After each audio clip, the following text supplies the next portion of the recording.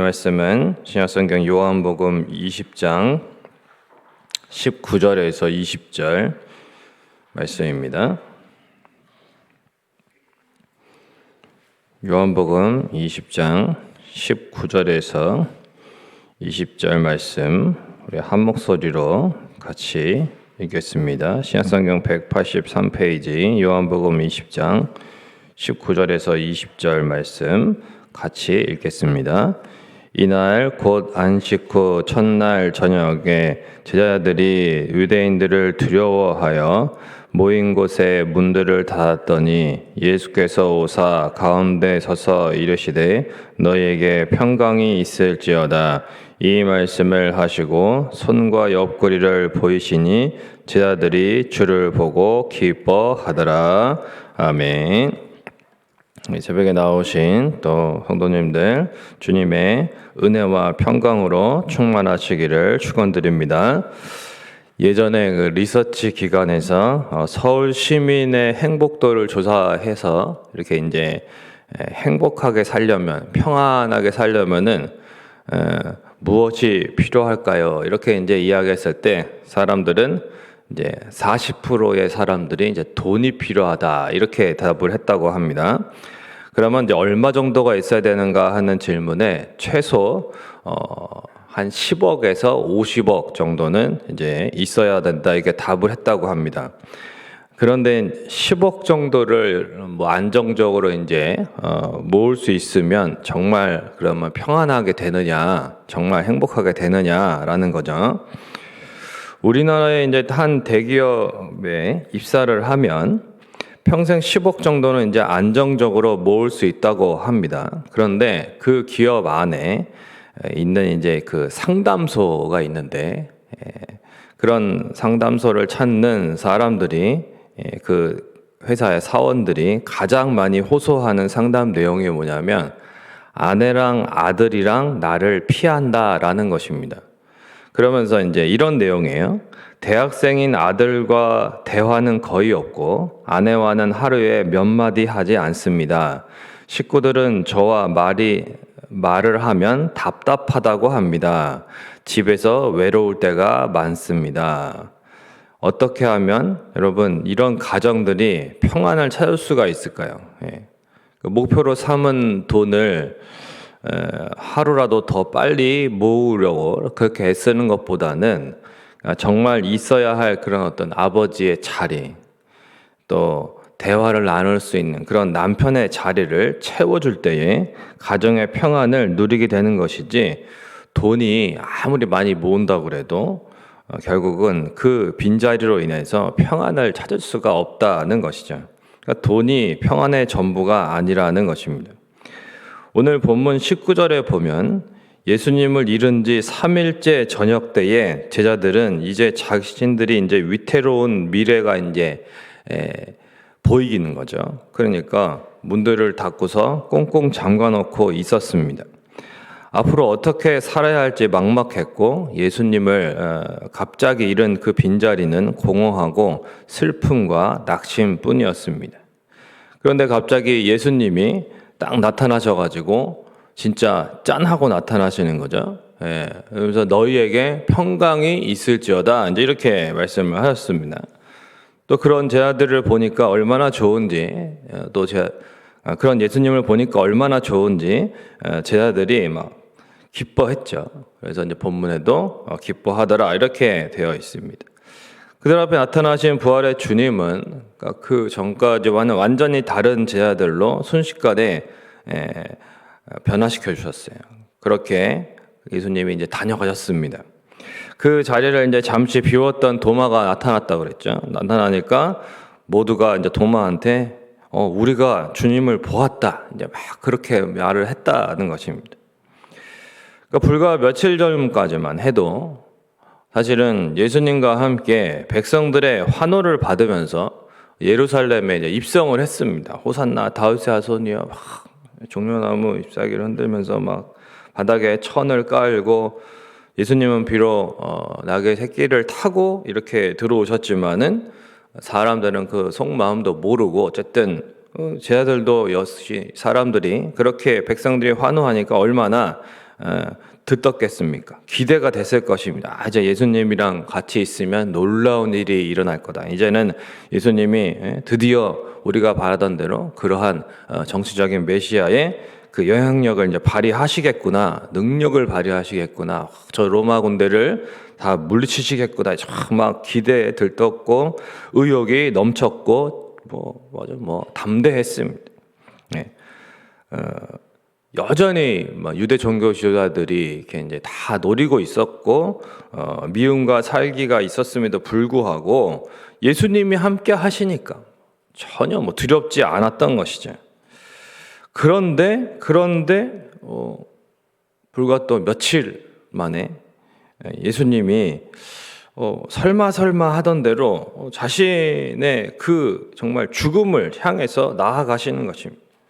예수님은 제자들이 마음에 받아들일 그런 준비도 사실은 다 제대로 못한 상태에서 그렇게 고난 속으로 돌진하시고 죽임을 당하셨던 것이죠.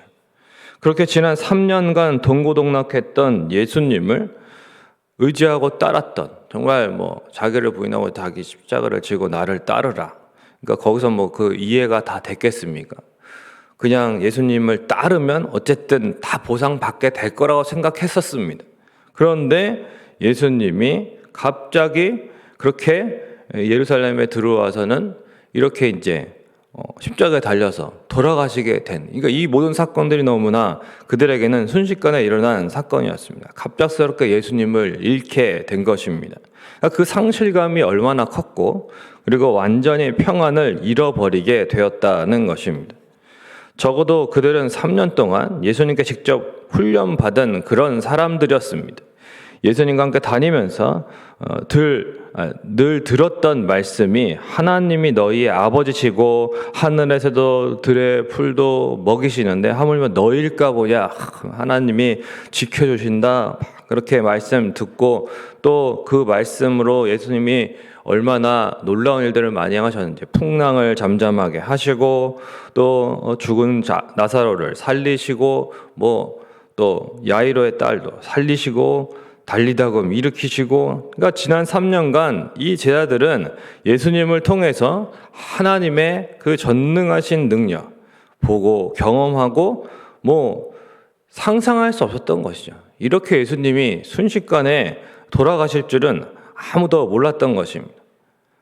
그러니까 그들이 정말 그렇게 예루살렘에 입성하기까지 기세등등하게, 그래서 이제는 정말 주님과 함께 한번 그 다윗 왕국의 영광을 한번 재현해 보자, 이렇게 이제 전 세계가 이제 우리를 중심으로 이제 바뀌게 될 것이다, 이런 기대를 하고 있었는데, 그런 기대와 모든 것이 사라지는 것이 3일도 걸리지 않았다는 것입니다. 어떻게 이렇게 변하게 되었는가라는 것이죠. 무엇이 이들을 이렇게 변하게 한 것입니까? 여기서 우리가 알아야 할 것이 있어요. 제자들이 겪었던 지난 3일간의 상황과 지금은 그렇게 많이 달라진 것은 사실 없다는 것입니다. 무슨 말이냐면 3일 전에도 유대인들은 그들을 무섭게 위협하고 있었고 지금도 위협하고 있습니다.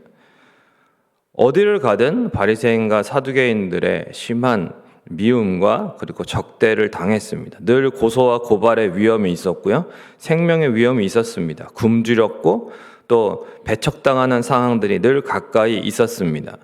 그러나 그땐 그 어디에도 제자들이 두려워했다는 기록은 없습니다.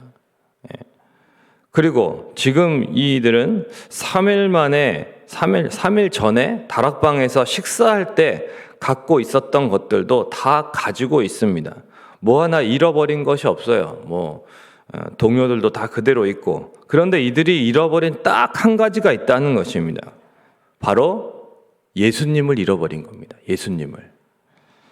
여러분, 예수님의 제자들이 두려워하면서 평안을 잃어버린 이유를 정확하게 알아야 됩니다. 상황이 바뀐 게 아닙니다. 이들에게 모든 상황이 똑같았어요, 사실은. 그런데 차이가 뭐였냐면, 결정적인 차이는 예수님이 있고 없고예요. 예수님이 그 사이에 돌아가신 것입니다. 예수님이 십자가에서 죽으신 것입니다. 예수님이 제자들의 곁을 떠나신 것입니다. 그러니까 이들이 모든 용기와 기쁨과 평안을 잃어버렸어요. 여러분, 우리도 마찬가지 아닙니까? 우리가 평안을 잃은 채 살아가고 있었다면 돈이 없어서도 환경이 나빠서도 아닙니다. 예수님을 놓치고 예수님을 잃으면 평안을 잃게 된다는 것이죠. 우리도 오늘 본문에 나오는 제자들처럼 예수님을 믿고 따르며 그동안 기도의 응답들 또 돌보심을 많이 경험해 보았지만 어느새 육신의 질병 또 자녀의 문제, 재정 문제 또 관계 문제 여러 가지 복잡하게 얽혀 있게 되면 두려움에 잡히고 우리가 꼭 알아야 될 것이 있는데 우리에게 다른 것이 아니라 예수님 한 분이 필요한 겁니다. 예수님을 잃으면 상황이 커 보이게 되는 거예요. 예수님과 함께 있으면 두렵지 않고 담대한데 평안한데 예수님을 놓치니까 평안도 잃고 용기도 잃고 의욕도 잃고 다 잃게 되는 것입니다.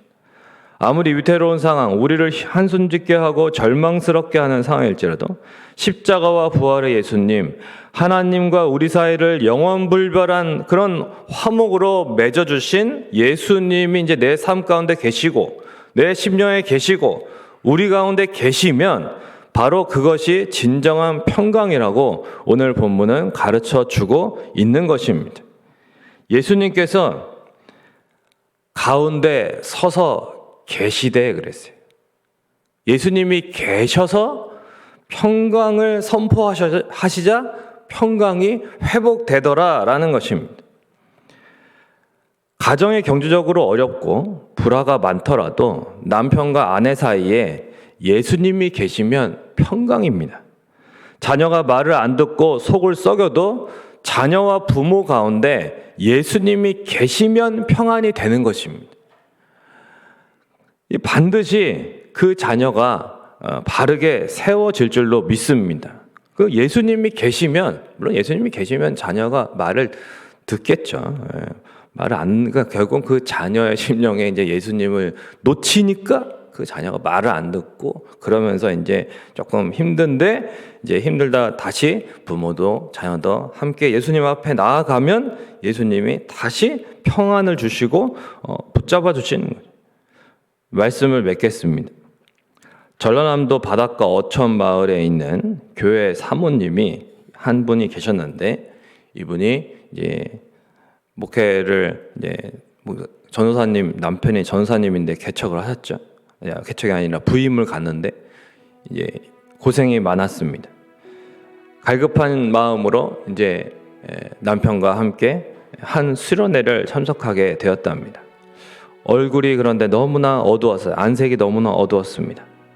그냥 전사님이 좋아서 결혼을 했는데 목회자의 아내로서 사는 일이 너무 어렵답니다. 어촌교회에 부임을 그냥 갔는데 바닷바람은 너무 거세고 사택은 천정이 무너질 것 같은데 경제적인 어려움보다 더 힘든 것이 주일에 몇 안 되는 교인들을 만나는 일이었습니다. 교인들이 교육자를 불신하는 그런 형편이라 이사를 할 때 누구 하나 웃는 얼굴로 맞아주지도 않았습니다. 사모님이 마음을 잡을 수가 없었답니다. 하나님이 정말 계시기는 한 건가? 하나님이 왜 우리를 여기로 보내셨을까? 하나님을 만나고 싶고 하나님께 응답받고 싶은데 어떻게 될지도 모르겠고 그저 마음이 메마른 상태로 그렇게 답답하게 있었습니다. 기도를 하는데 그런데 하나님이 은혜를 베풀어 주셨고 예수님이 그 심령에 찾아오셔서 수련회 가운데 계신 예수님의 음성을 듣게 되었다는 것입니다. 사랑하는 딸아, 나를 붙잡으려고 애쓰지 마라. 이미 내가 너를 붙잡았다. 사랑하는 딸아, 나를 붙잡으려고 애쓰지 마라. 이미 내가 너를 붙잡았다. 이 음성이 그렇게 들리더래요. 사모님이 그만 무너지고 말았습니다. 그 자리에서 통곡을 했습니다. 이미 내가 너를 붙잡았다. 이 음성에 그간 눌려있던 심령의 모든 답답함과 괴로움과 서러움이 한순간에 풀어지고 끝까지 지켜보려고 안간힘을 썼던 그 자존심마저 무너져 버리게 되더라는 것입니다. 그러니까 결국은 그 무엇으로도 버틸 수 없던 마음이 예수님의 음성을 듣고 예수님이 나를 붙잡고 계시구나라고 하는 그 약속에 그 또 위로를 받고 참된 평안을 회복하게 되었다는 거죠.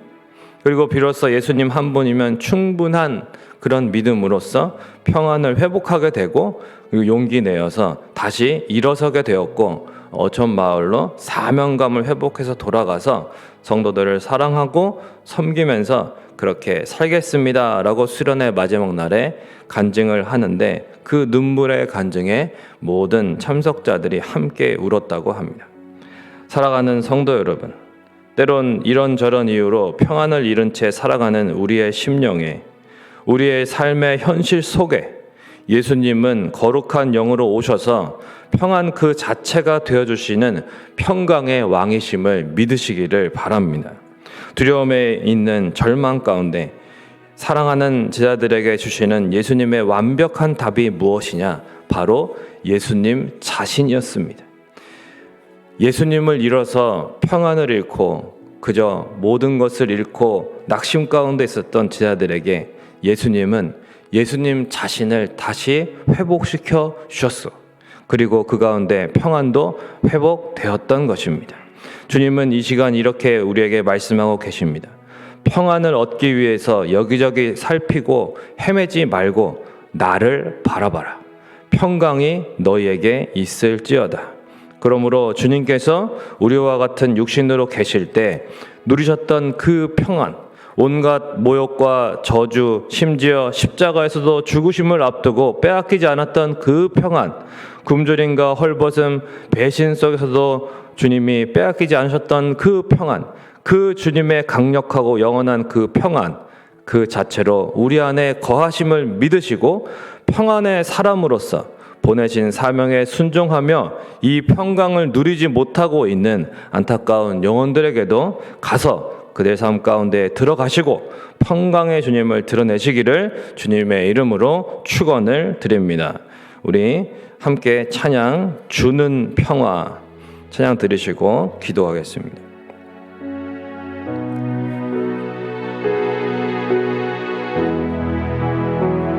주는 평화, 주는 평화,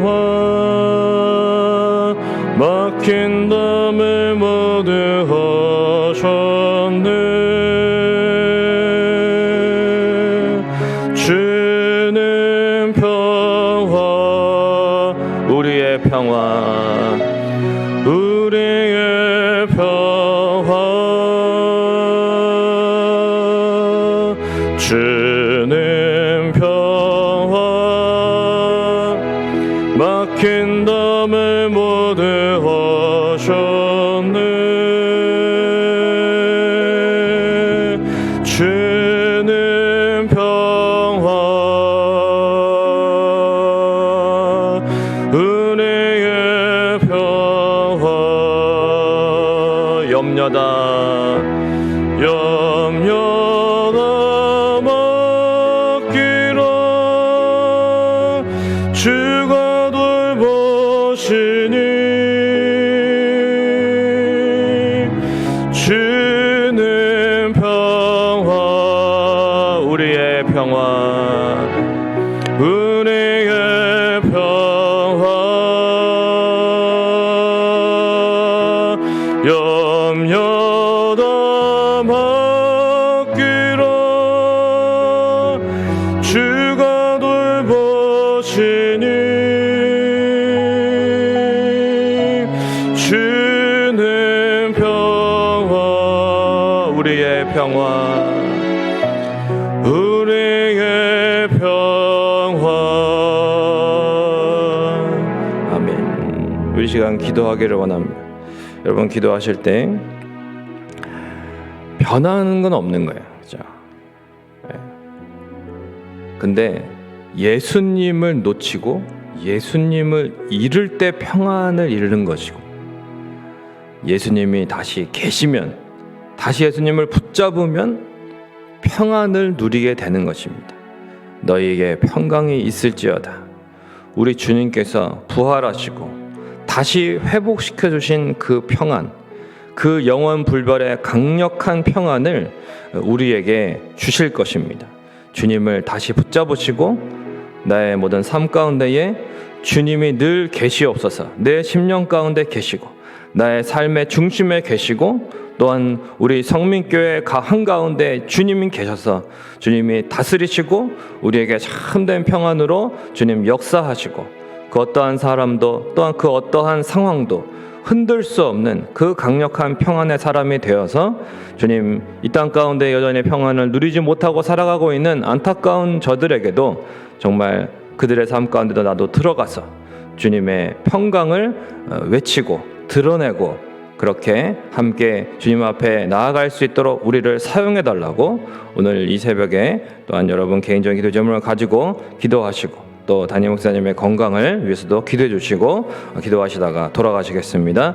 좋으신 아버지 하나님 은혜와 사랑을 감사합니다. 주님께서 계시면 우리에게 평강이 있습니다. 그러나 주님을 놓치면 주님이 안 계시면 우리는 불안하고 두렵고 우리 주님을 우리가 놓치고 살아가지 않도록 우리 주님을 꽉 붙들고 믿음으로 주님만을 의지하며 주님 살아가게 하여 주옵소서. 우리의 마음 가운데에 주님이 혹시 참으로 하나님 아버지 자정하심을 우리가 믿지 못하고 때로는 우리의 상황을 더 크게 바라보고 하나님 아버지 그 문제를 더 크게 바라보고 있다면 이 시간 믿음의 눈을 들어 우리 가운데 계신 부활의 주님이 무엇 크신 분이시며 주님께서 우리와 함께 하고 계심을 온전히 바라봄으로 참된 평안을 어떠한 순간에든지 누리며 주님 살아갈 수 있도록 인도하여 주시고 또한 우리가 하나님 이 평강을 전할 수 있는 하나님 그 귀한 사명자들이 될 수 있도록 인도하여 주시옵소서. 우리 주변에 여전히 주님 평강을 하나님 아버지 누리지 못하고 살아가는 안타까운 영혼들이 많이 있으니 주님 그들에게도 주님 찾아가 주시고 하나님 아버지 그 위대하신 평강을 우리를 통하여 또한 주님의 성령께서 참으로 그들 가운데 임재해 주시고 회복시켜 주시고 주님을 다시 한번 붙잡고 하나님 아버지 인생들마다 주님 안에서 참된 평안을 누리며 하나님 이 험악한 세상을 승리하며 살아갈 수 있도록 주님 도와주시옵소서. 주님